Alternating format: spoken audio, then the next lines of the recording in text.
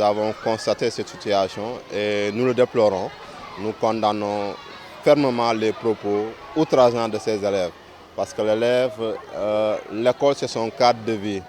Et dans l'école, il y a un règlement intérieur. L'enfant est venu pour apprendre, pour recevoir une éducation. Et que son éducateur est là pour transmettre des connaissances, pour transmettre en tout cas, pour l'inculquer en tout cas des savoirs. Donc l'élève doit respecter cet enseignant-là, doit respecter aussi le savoir qu'on lui a donné. Aucun comportement ne doit être toléré par rapport à cette situation-là.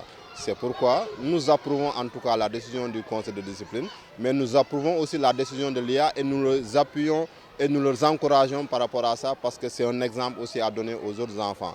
Vous savez que depuis quelques années, de plus en plus, l'école sénégalaise traverse des crises, surtout liées au comportement des élèves, de l'indiscipline caractérisée et notoire surtout. Après cela, nous nous sommes dit aussi qu'il va falloir, avec les autres acteurs de l'école, trouver des voies et moyens pour que ces enfants puissent retrouver le chemin de l'école. Pourquoi on a dit que ces enfants puissent retrouver le chemin de l'école?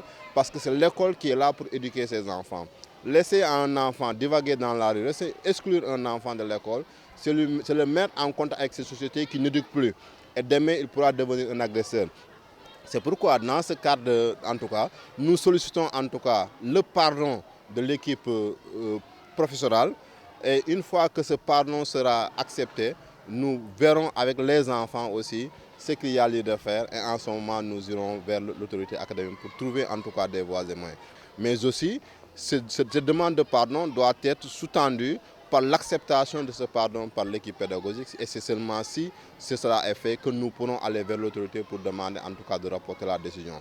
Mais quoi qu'il en soit, les enfants doivent être dans un environnement propice aux enseignements apprentissages. Les enseignants aussi doivent être dans un environnement sécure pour pouvoir transmettre des enseignements.